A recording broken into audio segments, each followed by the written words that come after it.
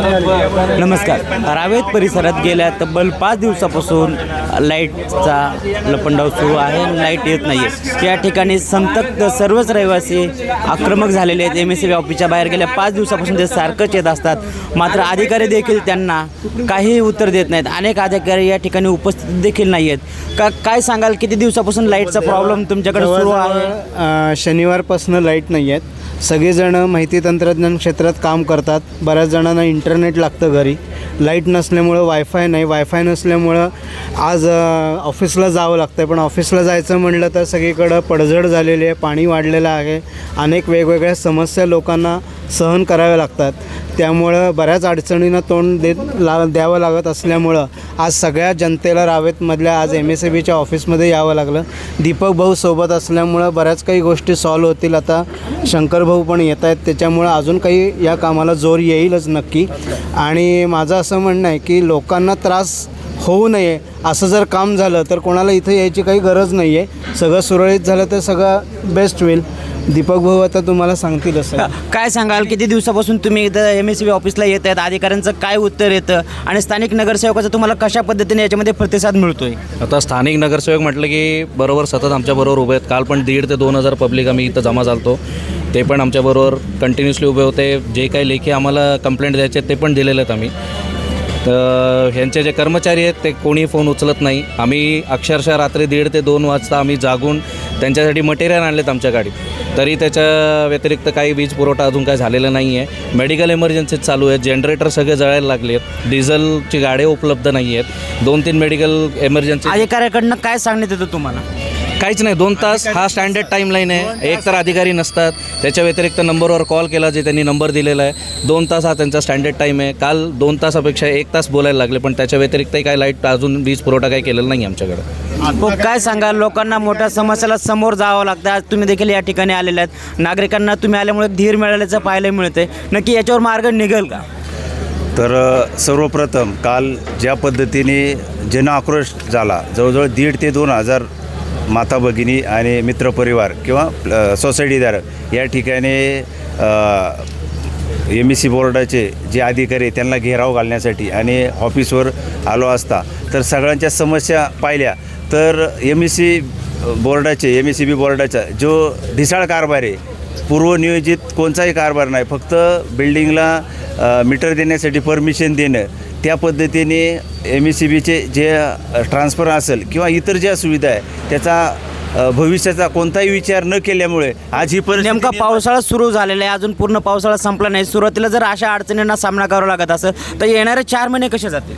तर यासाठीच आम्ही माननीय चिंचवड विधानसभेचे आमदार शंकरभाऊ जगताप यांना इथं बोलवलेलं आहे. आणि रावेतचा जो परिसर ज्या पद्धतीने डेव्हलप होत आहे त्या पद्धतीने लाईट, पाणी आणि रस्ते हे विकसित केलं पाहिजे. तरच भविष्यात येणाऱ्या काळात रावेत हे सुनियोजित गाव किंवा शहर बनेल अशी आम्ही माननीय शंकरभाऊ जगताप यांच्याकडे मागणी करणार आहे. आणि लाईटची ही खूप मोठ्या प्रमाणात समस्या. गेल्या वर्षी 2-3 दिवस लाईट जात होती, आता 5-6 दिवसावर आली. येणाऱ्या काळात 8-8, 10-10 दिवस जर गेली तर इथं जे IT मधले जे सर्व फ्लॅटधारक आहे त्यांनी करायचं काय? काहींच्या नोकऱ्या जायची वेळ आली लाईट नसल्यामुळं. माता भगिनींना आज 10-12 मजल्यावर फ्लॅट आहे तर त्यांनी खालीवर म्हणजे चढ उतार करण्यासाठी किती त्रास होतो आहे. लाईट आणि पाणी नसेल तर त्या माता भगिनी करणार काय? पुरुष वर्गातील लोक कामानिमित्त बाहेर जातात, पण महिला माता भगिनी ह्या घरात असतात. त्यांना प्रत्येक गोष्टीला ह्या अडचणीला सामोरं जावं लागतं. तर त्यांचाही काल मोठ्या प्रमाणात इथं त्यांनी निषेध व्यक्त केलेला आहे. तर आम्हाला आशा आहे की माननीय शंकरभाऊ जगताप ह्या जे लाईटच्या संदर्भात जी अडचणी ती नक्की सोडवतील अशी आम्ही आशा व्यक्त करतो. तुम्हाला काय वाटतं, कायमस्वरूपी मार्ग काढण्यासाठी काय करायला पाहिजे? कायम फक्त सोल्युशन काढतात, त्याचं आहे ना प्रॉपर कोणी हे सोल्युशन निघत नाही. वायरी फक्त जोडतात आणि जोडल्यानंतर आता पावसाळ्यात पाणी गेलं की सत्यानाश परत. नवीन MSCBचं साहित्य इथं मिळत नाही का जुनच रिटर्न? नवीन सोसायट्यांना ज्यावेळेस परमिशन दिली जाते ना त्यावेळेस हेही चेक केलं जात नाही की आपल्या इथं DPला फीडरला किती लोड घेतला जाऊ शकतो. हा जर परमिशन नीट देता आली, नीट जर परमिशन दिली तर इथला लोड मॅनेज होईल. अजून एखादं पॉवर सेंटर कुठं जर क्रिएट आलं तर करता करता आलं तर ते चांगलं होईल. हे सोल्युशन्स आहेत. नुसतं वाद घालायसाठी लोक इथं उभे नाहीत. लोकांकडे सोल्युशन आहेत. सोल्युशन भाऊ पण या ठिकाणी अधिकारी देखील उपस्थित आहेत, मात्र पोलीस बंदोबस्त मोठा या ठिकाणी दिसतोय आपल्याला. लाईट बिल भरलं नाही तर मात्र मीटर लगेच कट होतो. बाकी सगळ्या गोष्टी होत नाही. ही समस्या काय समस्या? या ठिकाणी मीटर स्मार्ट झाले पण महावितरण स्मार्ट झालेलं नाही. कारण की या भागामध्ये दिवसेंदिवस लोकसंख्या वाढत आहे.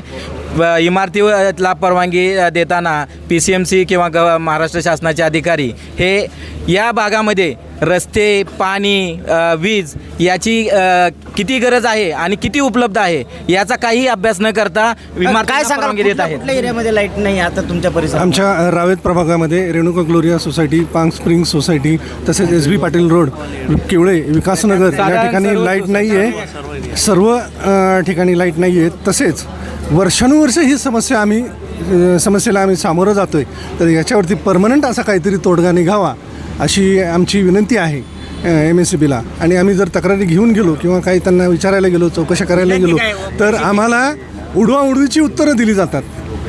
हे आम्हाला MSCBवाल्यांच्याकडनं अपेक्षित नाही आहे. आम्ही सुद्धा सध्या नागरिकच आहोत, तर इथे आमचा अपमान केला जातो. हो, काय सांगाल या ठिकाणी हे लोक मोठ्या प्रमाणात जमत आहेत. 5 दिवसापासून तुम्ही देखील इथं असतायत, अधिकारी देखील जागेवर उपलब्ध नाही आहेत, तर ह्या सगळं कारभाराकडे कसं पाहताय? ह्याचा सगळ्या गोष्टीचा परिणाम तुम्हाला सांगतो. बेजबाबदारपणा, नियोजन शून्य. आज एवढ्या मोठ्या प्रमाणात शहरीकरण झाले, रावेत बागा असेल किंवा संपूर्ण प्रभाग 16 असेल. हे आज परिस्थिती निर्माण म्हणजे काल झाली ना आज झाली हा प्रकार नाही. यापूर्वी 10-15 वर्षापासून नियोजन काय केलेले MSCB असेल किंवा कोण असेल, नियोजन शून्य होतं. ह्याचे परिणाम आज भोगायला लागतात. ते कारण याचं असं झालेलं आहे, तुम्हाला सांगतो. हे सबस्टेशन आहे, 1.5 लाख कस्टमर आहे. त्या 1.5 लाख कस्टमरला एकच मोबाईल नंबर आहे ज्याच्यावर तक्रार करायची. तो मोबाईल किती नागरिकांना उचलून बोलणं होईल या कुणी कॅल्क्युलेशन द्यावं मला. दुसरी परिस्थिती अशी आहे, एवढा मोठा परिसर आहे, एवढं मोठे कस्टमर आहे, ह्यांची मॅनपॉवर कमी मॅनपॉवर कमी असल्यामुळं जर सकाळी 9 वाजता फेज गेला असेल तर संध्याकाळी 9-10 वाजता तो कधी 2-2 दिवस येत नाही. ही सत्य परिस्थिती ही नाकारून चालणार नाही. त्याच्यानंतरची परिस्थिती सांगतो पुढची. जे अधिकारी इथं बसलेले आहेत, म्हणजे स्थानिक अधिकारी असेल किंवा डिव्हिजनल सगळे अधिकारी असतील, हे अधिकारी ग्रामीण भागातून काम करून शहरी भागात आणलेले आहेत. ग्रामीण आणि शहरी भागाची काम करण्याची पद्धत वेगळी आहे. शहरी भागात कस्टमर आणि गाव भागातला कस्टमर हा वेगळा आहे, विचार पण वेगळे आहेत. ह्याचा परिणाम असा दिसतोय. काल आम्ही 1000-1500 नागरिक या ठिकाणी उपस्थित होतो. ह्याच्यात एकही गुन्हेगार नव्हता, एकही मारामारी करणारा नव्हता. पण अधिकाऱ्यांनी ती परिस्थिती चिघळायचा प्रयत्न असा झाला की जर पोलिसांना बोलवलं, आज मला सांगा कोणाचा बांधाला बांध आहे का ह्यांच्या? अजिबात नाही आहे. पण पोलिसांना बोलवणं मग नागरिक चिडणार. ह्याच्यानंतर जर जबाबदार अधिकारी समोर येऊन कमी वेळेत चांगलं प्रत्युत्तर देऊन नागरिकांचं समाधान जर केलं असतं तर ती परिस्थिती 6 वाजायची 9 वाजले नसते इथं. ह्या सगळ्या परिस्थिती आज या ठिकाणी पोलीस बंदोबस्त देखील मोठ्या प्रमाणात लावलेला आहे. जेवढे तुमचे नागरिक दिसतात तेवढेच पोलीस पण या ठिकाणी दिसतात. तुम्हाला खोटं सांगत नाही. त्यांनी किती काही करू द्या, फक्त एक मेसेज फिरवले ना सगळ्यांनी, इथं अख्खं रावेत उभं राहील ही परिस्थिती आहे. असं नुसतं रावेत नाही, प्रभाग 16 राहील उभं. जेवढे मतदार आहेत ना तेवढे इथं उभे राहतील. आजची परिस्थिती 5-6 दिवस आज साईनगरला, किवळ्याला, मामुडेला लाईट नाही आहे. विकासनगरचा 4था दिवस आहे, रावेतचाच 3रा दिवस आहे, हे 5वा दिवस आहे. सगळ्या काही भागात येते आहे. त्या ॲव्हरेजली मी तुम्हाला सांगतो ही परिस्थिती रावेतची. बरं, ह्याच्यात लाईट नाही, पाणी भरू शकत नाही, वरच्या फ्लोअरला पाणी नेऊ शकत नाही, लिफ्ट खाली येऊ शकत नाही, पेट्रोल पंपावर डिझेल देत नाही. ही चालली कुठं परिस्थिती? आम्हाला गणपतीला 1 लाख रुपये वर्गणी नको, पण यापूर्वी हे नियोजन झालं पाहिजे होतं. त्या हे परिणाम भोगायला लागले नसते. परंतु पुढील काळात अधिकाऱ्यांकडनं सांगण्यात आहे, लाईट चालू केली, परत उडाले, निकामी झालेले, हे उडवडीची उत्तर आहेत. यांनी मेंटेनन्स काम करत होते त्यावेळेस लाईटी घालत होते, त्यावेळेस कशाचा मेंटेनन्स कसा केला आहे, काय केला आहे, का फक्त कागदावरच मेंटेनन्स केला आहे, हे खूप मोठा गंभीर प्रश्नचिन्ह निर्माण झालेलं आहे. आणि मग आमची सगळ्यांची एकच मागणी आहे की हे सगळं बदला, नवीन मशिनरी टाका, तात्काळ वीज आम्हाला द्या. 1.5 लाख लोकसंख्येचा लोड एका सबस्टेशनवर, तर स्टेशन दुसरं उभारण्यासाठी काही पाठपुरावा असणार आहे? तुमच्या सगळ्यांच्या माहितीकरता सांगतो, हे सेलेस्टाईलचं ऑफिस इथं आहे. दुसरं ऑफिस गोदरेजमध्ये सगळं रेडी आहे. तुमचं MSCBचं नाव आज सकट रेडी आहे, पेंटिंगने नाव केलेलं आहे, मोठी बिल्डिंग मिळाली, जागा ताब्यात आहे, यांना मॅनपॉवर यंत्रणा उभी करायला अडलं आहे कुठं? खूप मोठा प्रश्न आहे. कारण सांगतो, कोण जर जाणून बुजून प्रभाग क्रमांक 16मध्ये किंवा या इथल्या नागरिकांना त्रास देण्याचा हे आणि जाणून बुजून त्रास देतात हे मी तुम्हाला स्पष्ट आणि जाहीर आरोप करतो. कारण याचं असं आहे की मला सांगा, हे आत्ता या 4-5 महिन्यात का जास्त चालू झालेले? मागं नव्हतं, हे बघा, तुम्हाला पूर्वीचा भाग पूर्वी जे होतं, पण आज जे भोगतात 4-5 महिन्यापासून ह्याची कारणं आहेत आणि हे मी 100% जनतेसमोर मांडणार आहे. कारण मी स्वतः वैयक्तिक कार्यकर्ता असं मी 2-3 दिवसापूर्वी तर स्वतः येऊन रात्री बसलेलो आहे. 2.5 तास 3 तास मी स्वतः मी माझी पत्नी इथं आम्ही आंदोलन केलं आहे.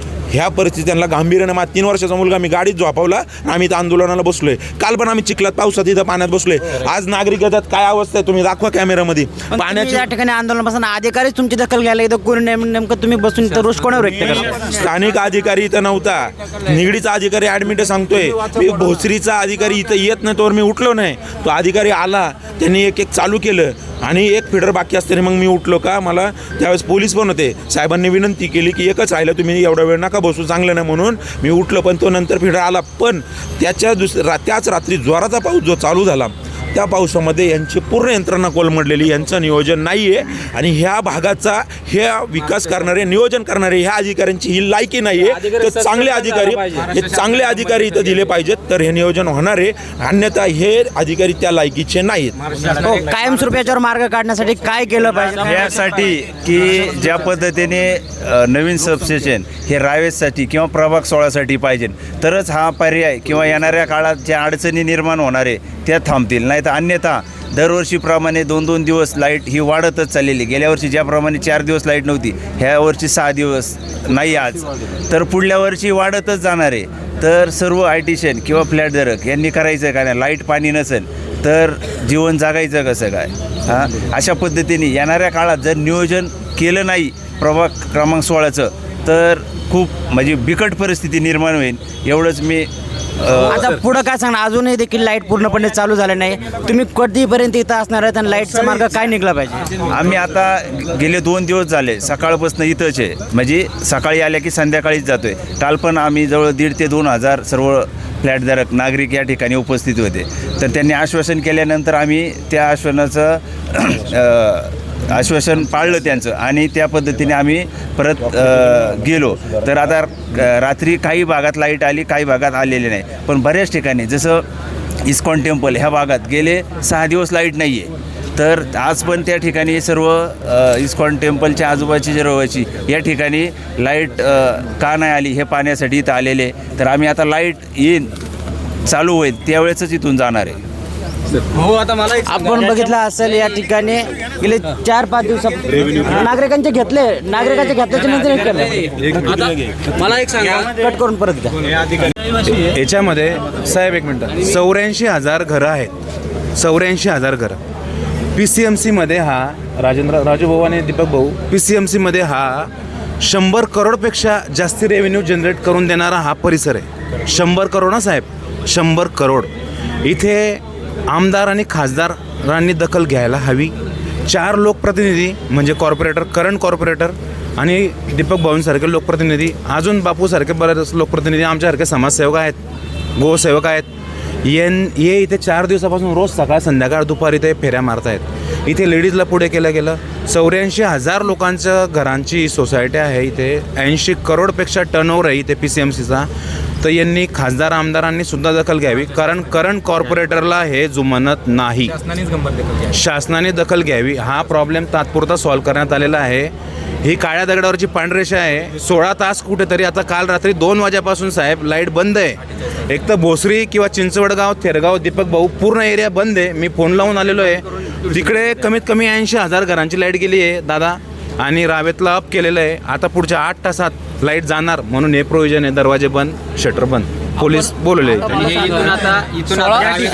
काय परिस्थिती आहे तुम्ही जसं- नाही, परिस्थिती हीच आहे की गेल्या कित्येक ही लाईट काही आज जाते अशातला भाग नाहीये. लाईट उन्हाळ्यामध्ये जात होती.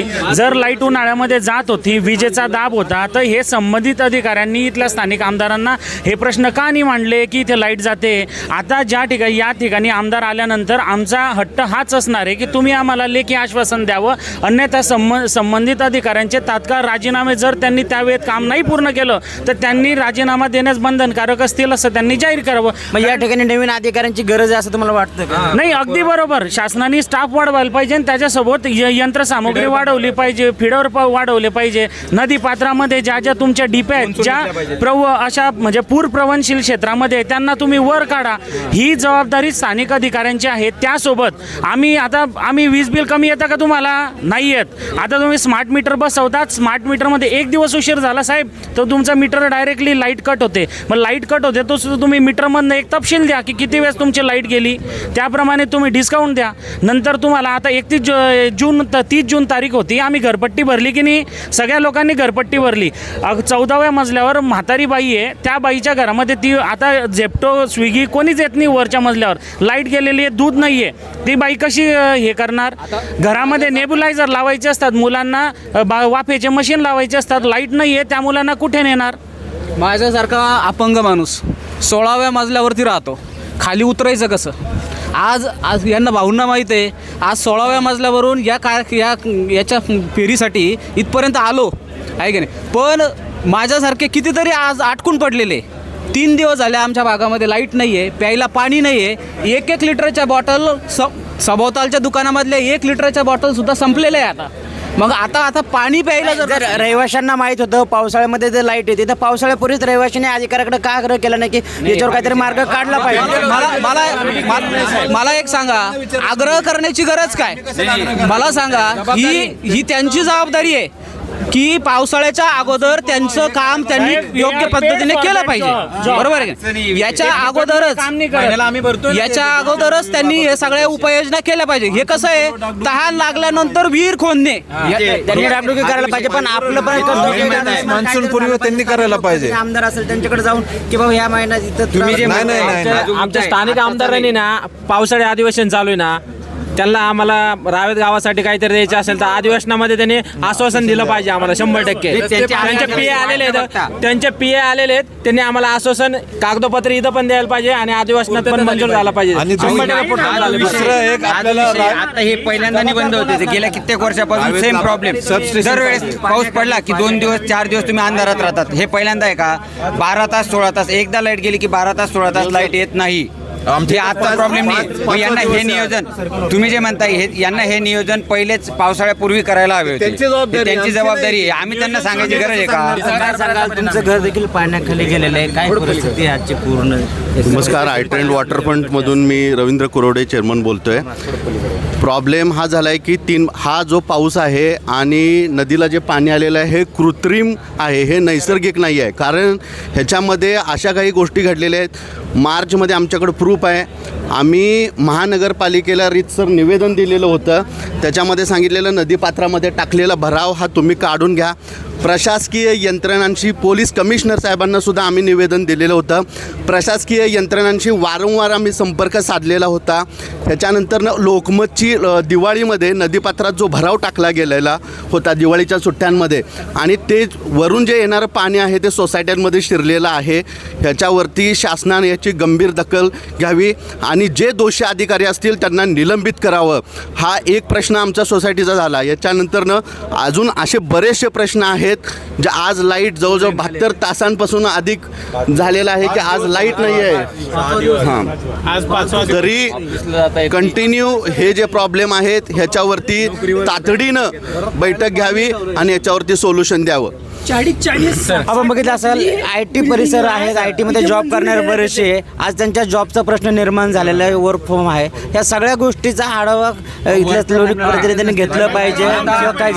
IT क्षेत्रामध्ये लेऑफचं प्रमाण वाढलेलं आहे आणि हे जर असंच जर चालू राहिलं, लाईट जर नसेल येत 4-5 दिवस, तर याच्या त्याच्यामुळे लोकांना वर्क फ्रॉम होम आहे तर त्याच्यावर पण ते करू शकत नाही आणि त्याच्यामुळे नोकरी जाण्याची शक्यता आहे. तर दोन्हीकडून संकट आहे, घरातलं पण संकट आहे आणि जे EMI काढले आहेत ते कसे भरायचे पुढील वर्षामध्ये किंवा पुढील येणाऱ्या काळामध्ये त्याचं पण संकट आहे. तर महाराष्ट्र शासनाला आणि मुख्यतः मुख्यमंत्र्यांना माझी कळकळीची विनंती की पिंपरी चिंचवडमध्ये लक्ष द्या आणि त्यातील त्यात प्रभाग 16 रावेत, किवळे, मामुडी, विकासनगर, साईनगर या भागामध्ये विद्युत पुरवठाच्या मागील 4 ते 5 दिवसापासून खंडित आहे. तर त्याच्यावर पुढील 20 वर्षाचा विचार करून इथे लोकसंख्या किती वाढणार आहे दरवर्षी याचा विचार करून सबस्टेशनला मंजुरी द्यावी आणि हा जो लाईट जाण्याचा वारंवार प्रश्न उद्भवला आहे त्याच्यावर कायमस्वरूपी तोडगा निघाला पाहिजे. हीच कळकळीची मुख्यमंत्र्यांना आणि प्रशासकीय अधिकाऱ्यांना विनंती आहे. आपण बघितलं असेल या ठिकाणी गेल्या 5 दिवसापासून लाईटने नागरिक मोठ्या प्रमाणात आक्रमक झालेले आहेत. महापालिकेच्या अधिकाऱ्यांनी आणि संबंधित विभागाच्या अधिकाऱ्यांनी याच्यावर तात्काळ मार्ग काढावा. या ठिकाणी चिंचवड विधानसभेचे आमदार जगताप येणार आहेत, त्यांनी देखील लेखी आश्वासन दिलंच तर आम्ही आमचं आंदोलन थांबवू, अन्यथा याच्यापेक्षा तीव्र आंदोलन करण्याचा इशारा देखील या ठिकाणच्या रहिवाशांनी दिलेला आहे.